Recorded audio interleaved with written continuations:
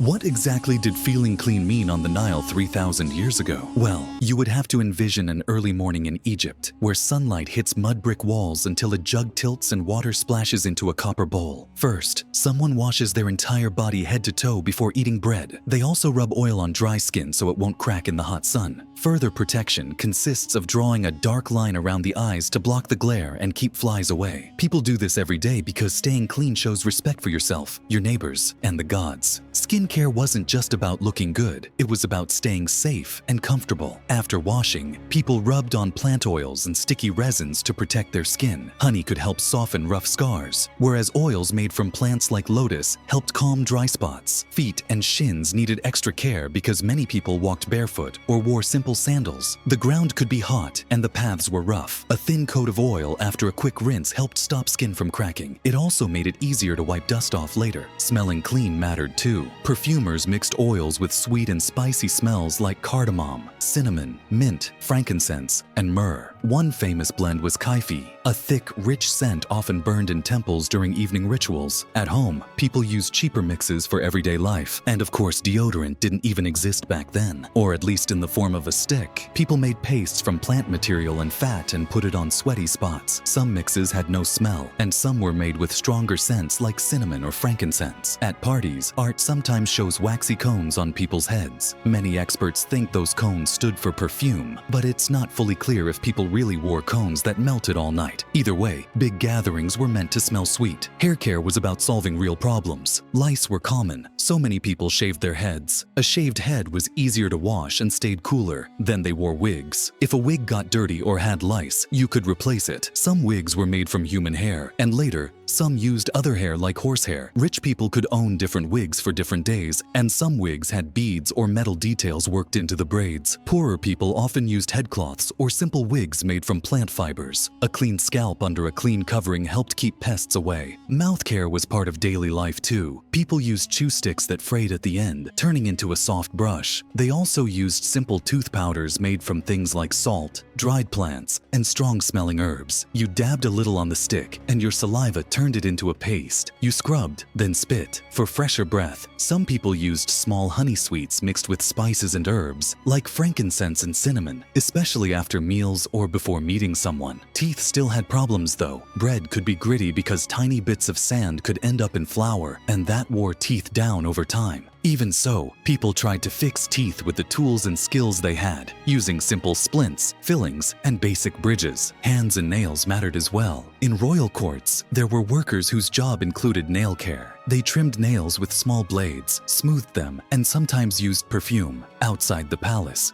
people did the same thing at home in simpler ways. Washing hands was normal because people often ate with their hands. They washed before eating, and they cleaned up again after. They rinsed cups and bowls too. In a world without faucets, staying clean took steady effort. Clothing was usually made from linen, and linen showed dirt fast. Washing it was hard work. Clothes were soaked, beaten, rinsed, and twisted dry. Wealthy homes could hire washers, and some places had washing areas by the water. Poorer people might wash right in the river. The river could help clean cloth, but it also came with dangers. Slow water could carry parasites, and some riverbanks had serious animal risks. People still tried because being clean was a real value, even when public sanitation was a bigger challenge. Bathing spaces were simple for most families. The richest homes might have a bathing corner inside, but many people washed by pouring water from jugs into a basin, or they washed near the river. Some elite houses had stone toilet seats set over a box filled with sand that someone had to empty. Most people used pits instead. There were no modern sewers, so waste went into pits, canals, or fields outside town. Even with those limits, people kept up washing habits. They fought dirt with routine and patience. Religion supported these habits too. To stand before the gods, people were expected to be clean, in fresh clothes, and prepared with oils and scents. Old religious texts describe being washed, dressed, and anointed, and that idea matched everyday life. Wash up, dress, add scent, and step out ready. Cleanliness wasn't just pride, it was part of being fit for worship and for daily life. Some body rules also connected to ideas of purity. Art often shows men circumcised, and some writings link that to cleanliness and being ready for temple life, along with identity. Many women removed body hair as part of hygiene and being ready.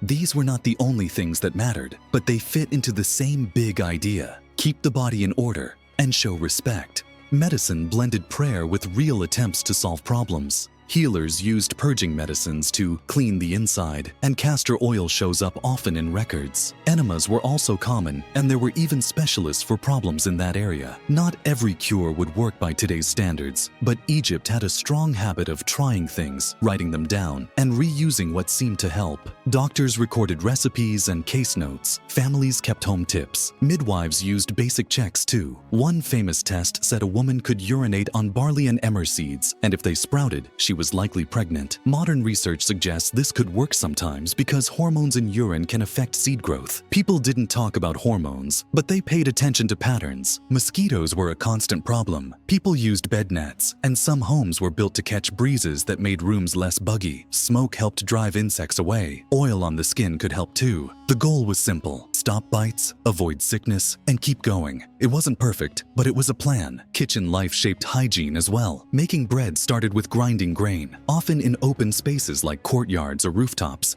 Dust could blow in, and pests could get into storage. People fought back with sealed jars and animals like cats that hunted vermin. They swept floors, rinsed tools, and cooked food well. Beer and wine were often safer to drink than raw river water, and beer was a daily drink for many. Brewing involved heating and boiling steps, which could make it safer, even if people didn't understand germs. They simply noticed which habits kept people feeling better. Kids learned these routines by copying adults. A small foot rinse before bed, oil rubbed on dry skin after washing, kohl applied carefully for special days. Teenagers learned to braid hair and care for wigs. Boys learned shaving and grooming habits. Body care moved through families like a quiet lesson. Do what works because it keeps you well. Work changed the details, but not the main idea. A farmer might wash at a canal, then rinse again at night. A mason scraped grit off his arms and cleaned cuts with whatever clean water he could find. A fisherman rinsed nets and feet after long hours in shallow water.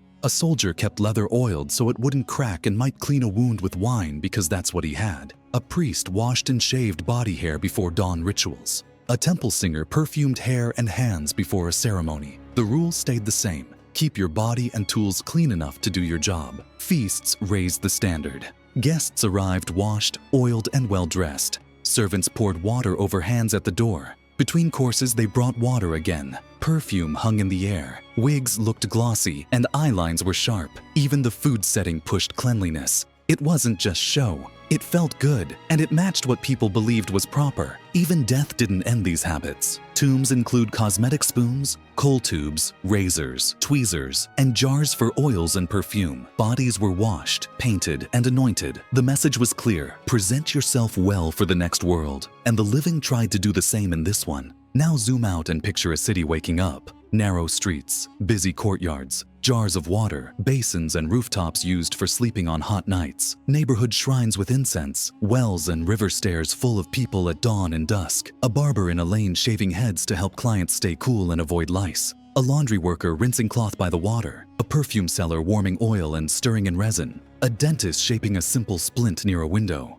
Hygiene isn't one room, it's a daily background hum across the whole town. Go upriver to a work camp like Deir el Medina, where tomb builders lived. Records show planned supplies and strict routines. Water was measured out. Time was set aside for washing. Oil, salt, and tools were tracked. People complained when supplies came late because life was harder without oil and cleaning materials. Even tough work felt more bearable when skin wasn't splitting and pests were under control. Walk into a small village on the floodplain. A mother washes a toddler's hands by a basin. A grandmother rubs oil into a cracked heel. A boy chews a mint leaf before carrying bread to a neighbor. A father rinses a sickle and sets it to dry. These routines repeat because they help life run smoother in a rough world. Look closely at the tools that made it possible. Polished copper mirrors that catch light, tweezers and razors in small baskets, kohl sticks drying on cloth, combs with two sides, fine teeth for lice and wider teeth for styling, a foot scraper by the door. Simple objects,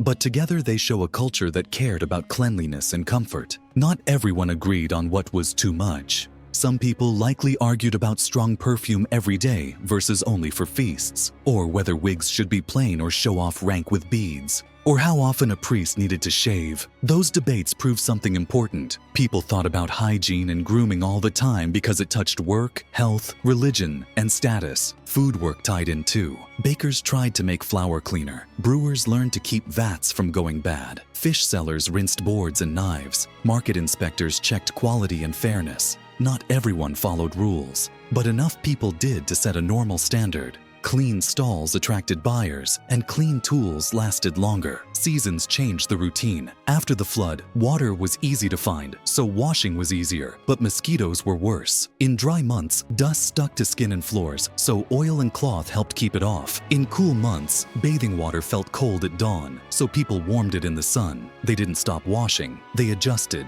Festivals added extra steps. Pilgrims washed before joining processions. Priests washed again and again. Temple floors looked bright. Incense burned for hours. Offerings sat on clean linen. The whole city could feel refreshed on those days, like a reset that taught everyone what ready looked like. House design helped too. Many homes had a small plastered corner for washing that drained into a jar or a soak pit. Courtyards gave space for light and for drying cloth. Roofs caught breezes that dried things faster. Storage jars kept water cooler and cleaner. People learned where to place rooms, so smoke went up and out instead of filling sleeping areas. Comfort and cleanliness grew together. Animals played a role. Cats helped protect grain from mice. Dogs guarded yards. But animals could also bring fleas and ticks, so people watched them, cleaned them, and used bed nets. The balance was never perfect. It was ongoing work. You could even hear hygiene in the sounds of the day. A metal mirror tapping a jar, a razor clicking against a sharpening stone, a coal stick touching the rim of a pot, water splashing from a jug into a basin. These small sounds marked the hours. Not everything felt pleasant. Strong laxatives could be harsh. Enemas were uncomfortable. Some cures tasted terrible. Some perfumes were too heavy in small rooms, but people still used them because they believed the results were worth it. Staying well meant trying again and again. Bring it back to one life. A young scribe wakes while the sky is still gray. He rinses his face. He lines his eyes. He rubs oil on his hands so the papyrus doesn't scrape his skin raw. He sucks on a small mint and honey sweet because he will speak to his overseer up close. He walks to work with a reed pen case at his belt and a small comb tucked away. He stays clean because it feels better and because it shows respect for his work. Another life. A perfume maker warms oil in a pot. She grinds resin, stirs slowly, and waits for the scent to bloom. She tests a drop on her wrist and smiles when it's right. Later, she sells a tiny jar to a bride who will dab it on her throat before a feast. A line runs from craft to joy, simple and clear. Another, a fisherman's wife washes her child at dusk. She rubs oil into dry heels. She hangs a net over the bed to block insects. She sets 2 breath sweets on a shelf. The house smells like clean skin and cool oil.